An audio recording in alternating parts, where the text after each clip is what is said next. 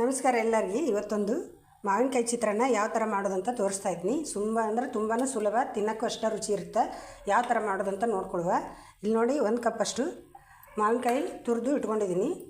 ಒಂದು medium size ಸಣ್ಣದಾಗಿರುವಂಥ ಮಾವಿನಕಾಯಿ. ನೀವು ಹುಳಿ ಮಾವಿನಕಾಯಿ ಆದರೂ ತೊಗೋಬೋದು, ತೋತಾಪುರಿ ಬರ್ತೈತಲ್ಲ ಅದನ್ನು ಕೂಡ ತೊಗೋಬೋದು.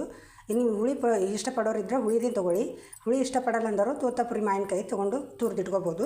ನೋಡಿ, ಇಲ್ಲಿ ತುರಿದು ಇಟ್ಕೊಂಡಿದ್ದೀನಿ ನಾನು. 1 ಕಪ್ ಆಗ್ತದೆ, ಸಣ್ಣ ಕಪ್ಪಿಲೆ. ಇದಕ್ಕೆ ಚಿಕ್ಕದಾಗಿ ಮಸಾಲೆ ರುಬ್ಕೊಂಡ್ಬಿಡುವ. ಮಸಾಲೆ ರುಬ್ಕೊಳ್ಳಿಕ್ಕೆ ಒಂದು 2 ಇಂಚಷ್ಟು ಶುಂಠಿ ಹಾಕ್ಕೊಳ್ತಾ ಇದ್ದೀನಿ. ಒಂದು ಅರ್ಧ ಕಪ್ಪಿನಷ್ಟು ತೆಂಗಿನಕಾಯಿ ಹಾಕ್ಕೊಳ್ತಾ ಇದ್ದೀನಿ. ತೆಂಗಿನ ಹಸಿಕಾಯಿ ತುರಿ, ಇದು ಹಸಿಕಾಯಿ.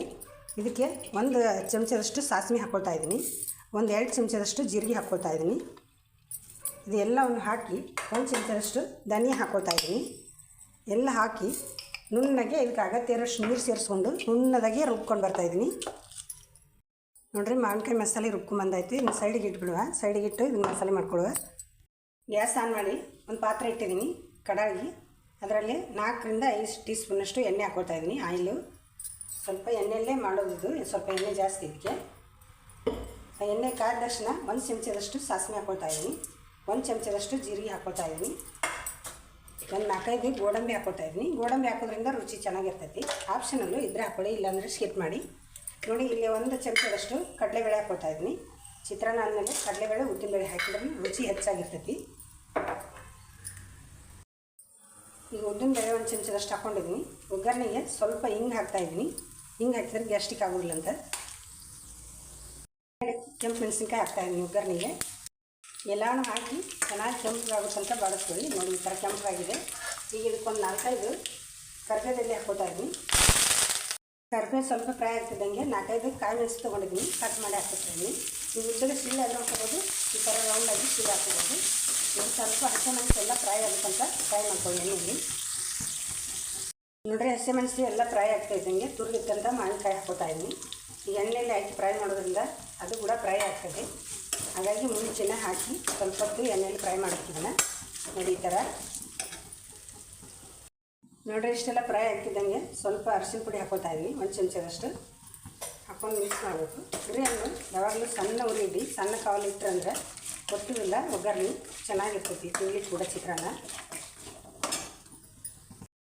ನೋಡ್ರಿ, ಇಷ್ಟು ಫ್ರೈ ಆಗ್ತಿದ್ದಂಗೆ ಆವಾಗಲೇ ರುಬ್ಬಿಟ್ಟಂತ ಕೊಬ್ಬರಿ ಎಲ್ಲ ಮಸಾಲೆ ಹಾಕಿ ರುಬ್ಬಿಟ್ಟಿದ್ದೀವಲ್ಲ, ಅದನ್ನು ಹಾಕ್ಕೊಂಡು ಇದರಲ್ಲಿರುವಂಥ ನೀರಿನ ಅಂಶ ಹೋಗುತ್ತಂತ ಜಿಡ್ಡು ಬಿಟ್ಕೊಳ್ತಂಕ ಫ್ರೈ ಮಾಡಬೇಕು. ಎಲ್ಲ ಹಾಕಿದಂಥದ್ದು ಹಸಿ ವಾಸನೆ ಹೋಗಿ ಜಿಡ್ಡು ಬಿಟ್ಕೊಳ್ತಂಕ ಫ್ರೈ ಮಾಡಬೇಕು. ಇದರಲ್ಲಿ ನೋಡ್ರಿ, ಸರಿಯಾಗಿ ಬೆಂದಿದೆ. ಈಗ ಜಿಡ್ಡೆಲ್ಲ ಬಿಟ್ಕೊಳಾಗ್ತೈತಿ. ಈ ಟೈಮ್ನಲ್ಲಿ ಸ್ವಲ್ಪ ಉಪ್ಪು ಸೇರಿಸ್ತಾ ಇದ್ದೀನಿ. ಮಸಾಲೆಗೆ ಇಲ್ಲಿ ಎಷ್ಟು ಬೇಕು ಅಷ್ಟೇ. ಆಗಲೇ ಅನ್ನ ಮಾಡಿಟ್ಕೊಂಡಾಗ ಅನ್ನಕ್ಕೆ ಉಪ್ಪು ಹಾಕಿದ್ದೀನಿ ನಾನು. ನೀವು ಅನ್ನಕ್ಕೆ ಉಪ್ಪು ಹಾಕೊಂಡಿಲ್ಲ ಅಂದರೆ ಇಲ್ಲಿ ಹಾಕ್ಕೊಳ್ಬೋದು. ನೋಡಿ, ಈ ಥರ ಎಣ್ಣೆ ಬಿಟ್ಕೊಂಡು ಬರಬೇಕು. ಅಲ್ಲಿವರೆಗೆ ಫ್ರೈ ಮಾಡ್ಕೋಬೇಕು. ಫ್ರೈ ಮಾಡಿ ನೀವು ಇದನ್ನು ಫ್ರಿಜ್ನಲ್ಲಿ 4-5 ದಿನ ಇಟ್ಟು ಮಾಡ್ಕೋಬೋದು ಬೇಕಾದಂಗೆ. ಅದೇನು ಹಾಳಾಗೋದಿಲ್ಲ. ಜಿಡ್ಡು ಬಿಡೋ ತನಕ ಫ್ರೈ ಮಾಡಿದರೆ ಕಾಯಿ ಹಾಕಿದ್ದೀವಿ ಅಂತಲೂ ಹಾಳಾಗೋದಿಲ್ಲ ಬೇಗ.